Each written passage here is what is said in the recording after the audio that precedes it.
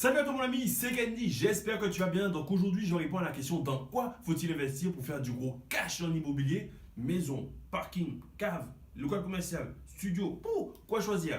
Je devais te donner les avantages et les inconvénients de chaque type de bien pour que toi à la fin de cette vidéo tu sois capable de choisir en fonction de ce qui te correspond le mieux. Je vais te donner mon avis sur le sujet à la fin de cette vidéo. Bon, si tu suis déjà la chaîne, tu connais mon péché mignon, mais si c'est la première fois que tu me vois, je me présente, je suis Candy pour l'instant, je suis devenu rentier grâce à l'immobilier et aujourd'hui j'ai plus d'une dizaine d'appartements qui me génèrent des loyers. Donc je te partage sur cette chaîne des astuces et des conseils qui vont te permettre de faire du gros cash et obtenir des rentabilités de voyous. Donc je t'invite vraiment à cliquer sur le bouton s'abonner pour rejoindre la communauté et recevoir toutes les prochaines vidéos où je vais parler d'immobilier dans la joie et la bonne.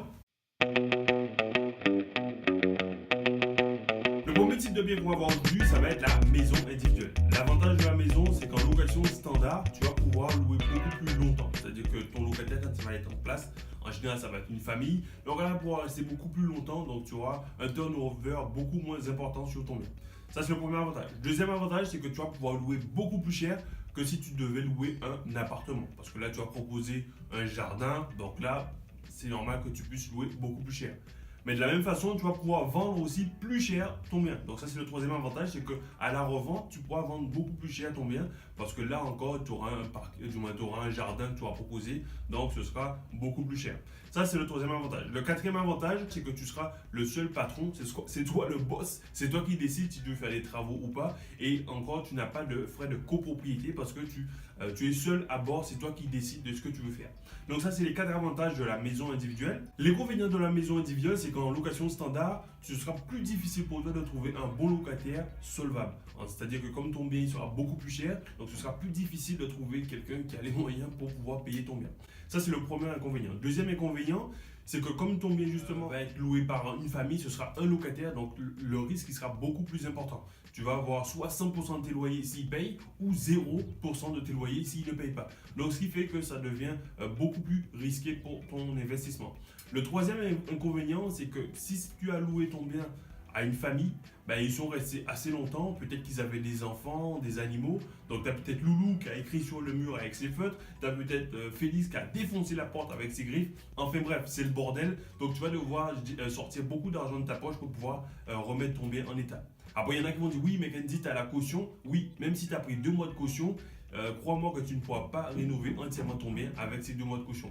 Le quatrième inconvénient de la maison, c'est justement comme tu as loué à des familles, donc ils ont peut-être des enfants, donc si un jour ils ne payent pas, ce sera beaucoup plus compliqué pour toi de les expulser puisque comme c'est avec des enfants, donc la procédure d'expulsion sera beaucoup plus complexe. Alors, il existe quand même un compromis. Tu pourrais éventuellement louer ta maison individuelle en location saisonnière, histoire d'éviter ces inconvénients. Bon, toutefois, ce sera possible si ta maison est située dans une zone touristique ou une zone où tu peux louer toute l'année.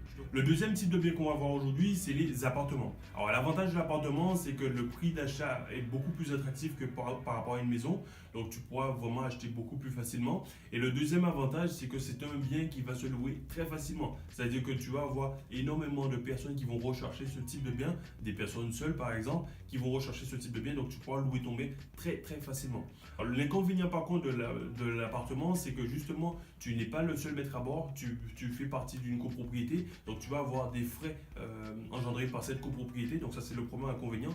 Deuxième inconvénient, tu ne décides pas des travaux qui seront réalisés, donc c'est la copropriété qui va décider pour toi, donc là c'est pas toi le patron, donc ça c'est vraiment un des inconvénients de l'appartement. Troisième type de bien qu'on va voir aujourd'hui, ça va être les parkings. L'avantage du parking, c'est que tu peux avoir des rentabilités assez correctes tout de suite. Tu peux avoir du 10-15% si tu t'y prends bien assez facilement. Ça, c'est vraiment le premier avantage. Deuxième avantage, c'est que tu n'auras peu ou pas du tout de frais d'entretien. En gros, ça va être du bitume, tu as juste des lignes à faire au sol et puis c'est tout. Troisième avantage, tu n'auras pas de frais, pas de procédure complexe d'expulsion. Ton locataire il ne paye pas, tu l'invites gentiment à déplacer sa voiture ou gentiment à déplacer ses affaires et puis à libérer les lieux. Donc ça c'est un bon point. Et le quatrième avantage, c'est que ce type de bien est en forte demande dans les grandes villes.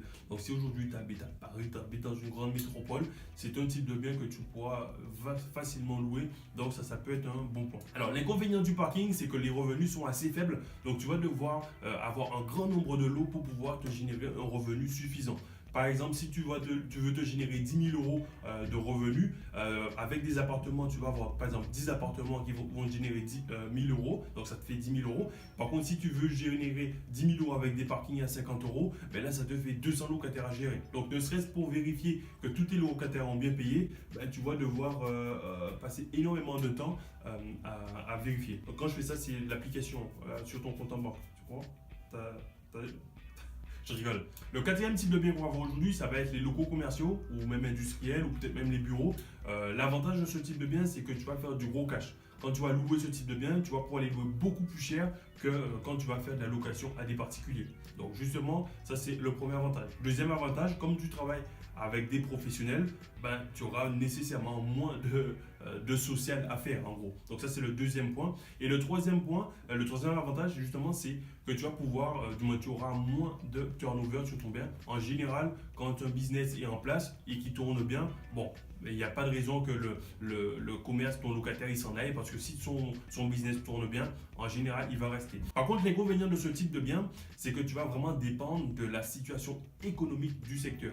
En fonction de ta zone, si ça bouge, s'il y a du business, ben, tu auras des locataires. Par contre, s'il n'y a pas de business, ça ne bouge pas trop, ben, tu peux avoir ton local qui va te rester sur les bras. Tu auras une vacance locative qui sera assez longue. Donc, il faut vraiment que tu prennes cette information-là en considération parce que là, ça peut vraiment te coûter de l'argent si tu investis dans une mauvaise ville. Le cinquième type de bien qu'on va voir maintenant, ça va être les terrains. Alors, l'avantage du terrain, c'est que tu peux vraiment faire une belle culbute. Alors, là, quand je te dis que tu fais une culbute, c'est vraiment une culbute. Mais par contre, pendant toute la phase où tu n'as pas encore revendu ton bien, c'est de l'argent qui dort, c'est de l'argent potentiel, mais qui n'est pas encore vraiment dans ta poche. Donc pendant toute cette période-là, ben, le terrain il va te coûter de l'argent ou alors il va te rapporter très peu de revenus. Donc si tu débutes, c'est peut-être pas la meilleure solution pour pouvoir commencer à investir dans l'immobilier. Le sixième type de bien qu'on va voir aujourd'hui, ça va être la cave. Du moins, les caves vont être en fait une alternative au parking. Quand tu habites dans une grande ville, ça peut être intéressant d'investir dans les caves pour pouvoir rentrer dans le game parce que tu vas avoir des coûts d'acquisition qui sont assez faibles. Bon, l'inconvénient, c'est un petit peu comme les parkings, c'est que pour pouvoir te générer de gros revenus, il va falloir avoir énormément de lots parce que les revenus générés par des caves ou des parkings sont assez faibles. Donc, il te faudra avoir beaucoup de locataires, donc beaucoup de gestion locative pour pouvoir générer du gros cash. Le septième et dernier type de bien qu'on va voir aujourd'hui, ça va être les immeubles de rapport. Bon, l'avantage de l'immeuble de rapport, c'est que tu vas avoir un prix d'achat au mètre carré qui sera beaucoup plus attractif que si tu achetais un appartement ou une maison. Comme tu achètes en gros, donc tu auras un prix au mètre carré qui sera très faible et donc très attractif. Ça, c'est le premier avantage. Le deuxième avantage de l'immeuble de rapport, c'est que tu as une maîtrise totale des coûts. C'est toi qui décides si tu veux refaire ta façade ou pas. C'est toi qui décides si tu veux refaire le hall ou pas. C'est toi le boss, c'est toi le patron, c'est toi qui décides de ce que tu veux faire. Donc, tu n'as pas de copropriété qui va t'imposer de faire des travaux et donc t'imposer de faire des dépenses. Donc, ça, c'est vraiment le deuxième avantage des immeubles de rapport. Le troisième avantage des immeubles de rapport, c'est la mutualisation des coûts. En fait, tu fais une opération, mais en fait, tu fais des économies sur les frais d'hypothèque qui sont fixes par opération, les frais de dossier aussi qui sont fixes par rapport aux frais d'assurance, aux frais de déplacement. Tout ça va te permettre justement de mutualiser les coûts pour un investissement en immeuble de rapport. Le quatrième avantage, c'est la mutualisation des risques. En fait, si tu as un ou deux locataires qui ne payent pas, tranquille, pas de panique. Tu sais que tu en as 2, 3 ou 4 autres qui vont te permettre de payer tes mensualités. Donc, tu n'es pas forcément dans le rouge comme ça peut être le cas avec une maison ou un appartement où c'est un locataire qui te ramène 100% de tes revenus. Le cinquième avantage des immeubles de rapport, c'est la faible concurrence. En fait, en général, les gens, ils s'orientent vers un appartement, mais tu auras des investisseurs sur les appartements, mais tu auras également des gens qui veulent investir pour leur résidence principale. Donc, tu vas avoir deux types de concurrence. Tandis que sur les immeubles de rapport, tu auras très peu de concurrence, ce qui fait que tu auras une offre qui sera supérieure à la demande et ça te permettra, toi, de pouvoir négocier encore mieux les prix pour l'acquisition d'un immeuble. Le sixième avantage des immeubles de rapport, ça va être le gain de temps. Tu fais une opération et bam! 5 appartements. Donc imagine si tu devais acheter 5 appartements séparés, ça te fait 5 visites, 5 offres, 5 compromis, 5 fois à la banque, 5 fois chez le notaire. Donc en faisant une opération en immeuble de rapport, tu fais une fois cette opération et bam, tu as 5 appartements. Donc là, ça fait une pierre, 5 coups. Le septième avantage des immeubles de rapport, et je vais m'arrêter là, c'est le cash flow généré. En fait, comme tu as plusieurs locataires, et peut-être que tu as bien négocié, donc tu as une bonne rentabilité. Donc, qui dit bonne rentabilité, tu as un bon cash flow. Donc, à la fin du mois, tu auras beaucoup plus d'argent dans ta poche. Donc, tu auras beaucoup plus d'euros. L'immeuble de rapport présente quand même des inconvénients. Le premier inconvénient, ça va être le ticket d'entrée. Même si tu as un coût d'acquisition qui est faible au prix au mètre carré, mais comme tu achètes une grosse surface, tu vas devoir quand même avoir un ticket d'entrée beaucoup plus important que si tu devais acheter un studio par exemple. Ça, c'est le premier inconvénient. Deuxième inconvénient, ça va être pour l'arbitrage. Si demain tu veux revendre une partie de ton parc immobilier, ben, quand tu as des immeubles, tu seras soit obligé de tout revendre ou alors tu seras obligé de revendre à la découpe. Mais si tu veux revendre à la découpe, il faudra parfois que tu fasses des démarches administratives pour justement pouvoir séparer le bien, et là ça peut être assez chronophage. Bon ben voilà, maintenant tu connais les avantages et les inconvénients de ces types de biens. Maintenant tu seras capable de pouvoir choisir en fonction de ce qui te correspond le mieux. Je vais te donner mon avis personnel sur le sujet. Selon moi, les immeubles de rapport, du moins l'immeuble de rapport, c'est le choix par excellence pour les sprinters. Moi je dis sprinter parce que je parle des gens qui veulent faire du cash tout de suite, ceux qui veulent faire des euros maintenant, right now. Donc moi, tu vois, je ne veux pas attendre 10, 15, 20 ans pour commencer à faire des euros. Non, je veux faire des euros maintenant. Je veux faire des euros là, maintenant, right now. Donc si toi aussi tu veux être un sprinter, tu veux faire du cash maintenant, ben, je t'invite vraiment à t'orienter vers ce type d'investissement si tu as la possibilité. Bon, ben, si tu as regardé cette vidéo jusque-là, c'est que sûrement l'investissement immobilier, c'est quelque chose qui t'intéresse. Ce que j'ai fait, j'ai préparé un webinaire dans lequel je t'explique les 3 secrets qui m'ont vraiment permis de devenir libre financièrement et de devenir rentier en l'espace de 2 ans, et tout ça en partant de rien. Donc, tu as juste à cliquer sur le lien qui se situe dans la description. Tu mets ton prénom, ton adresse mail et tu pourras avoir accès à ce webinaire complètement gratuitement. C'est cadeau.